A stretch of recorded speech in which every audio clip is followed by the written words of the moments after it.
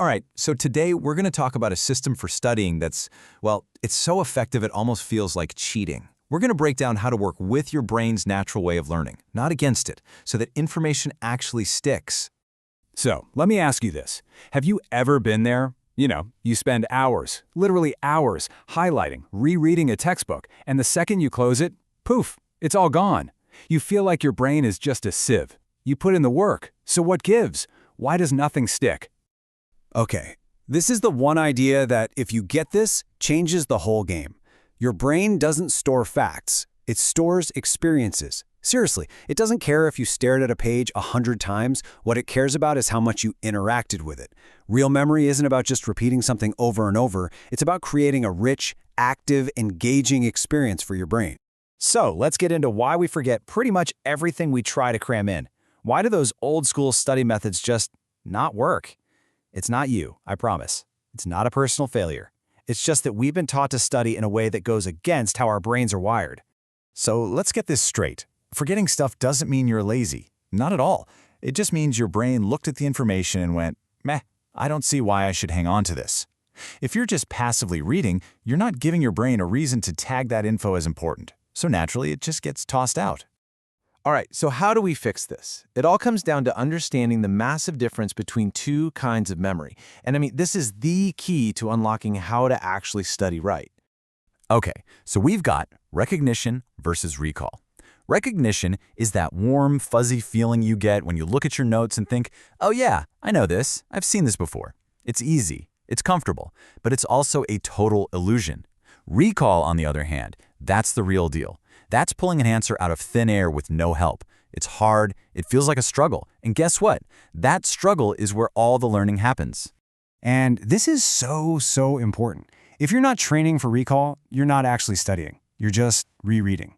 You're giving yourself a false sense of confidence because everything looks familiar. It's a total trap, and we all fall for it. Okay, so let's get practical. Here's technique number 1. And this is going to feel weird because it flips the way you've always studied completely on its head. It's all about forcing that recall we just talked about. So here's the mantra for this technique. Stop studying for comfort, start studying for conflict. Think about it. Learning isn't supposed to feel easy and cozy. Real learning happens in that moment of friction, that frustrating pause where you're struggling to remember something. That's your brain getting a signal that says, whoa, this is important. I better save this. So here's what you do. Step 1, close everything, your books, your notes, your laptop, all of it. Step 2, you just stare at a blank page. And then step 3, you ask yourself, okay, what do I actually remember right now? And you write it all down. And look, it's going to feel brutal at first. You might only get 5 or 10% of it, but that's the whole point. You're creating a perfect map of what you don't know, and then, only then, do you go back to your notes to fill in those gaps. That's how you build real, solid knowledge. All right, technique number 2. This one is all about making things personal. We're going to take dry, abstract concepts and turn them into something your brain actually cares about. Your brain isn't a filing cabinet where you just dump random facts. It's more like a mirror. It holds on to things that feel like you, things that connect to your identity, your stories. Why can you remember the entire plot of a 10-season TV show, but you can't remember a single formula for your exam? It's because your brain loves stories, not boring data. So we're going to use that. Okay, let's look at a classic example. Here's your standard textbook definition. It's so dry. Your brain sees this, finds zero connection, and immediately flags it for deletion. It's just not going to stick. But what if you did this instead?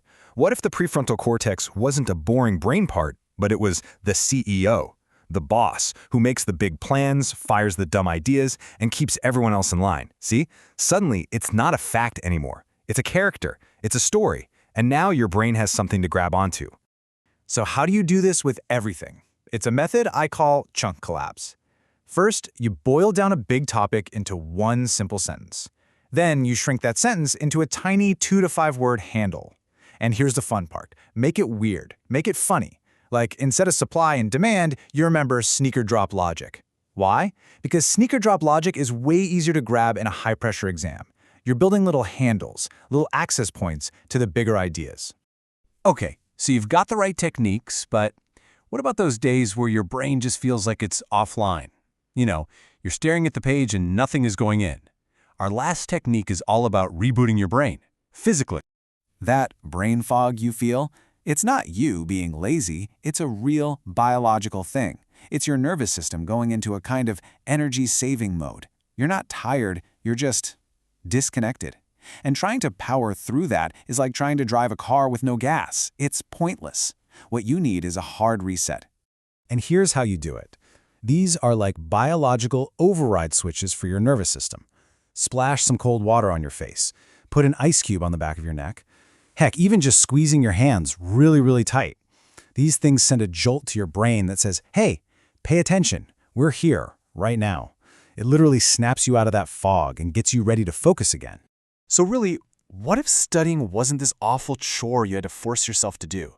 What if it was a system that your brain actually enjoyed? When you use these techniques, active recall, making concepts your own, and rebooting your brain, you stop fighting yourself. You start working with your biology. So let me just leave you with this question. What could you accomplish if learning stopped feeling like a punishment and actually started to feel like progress?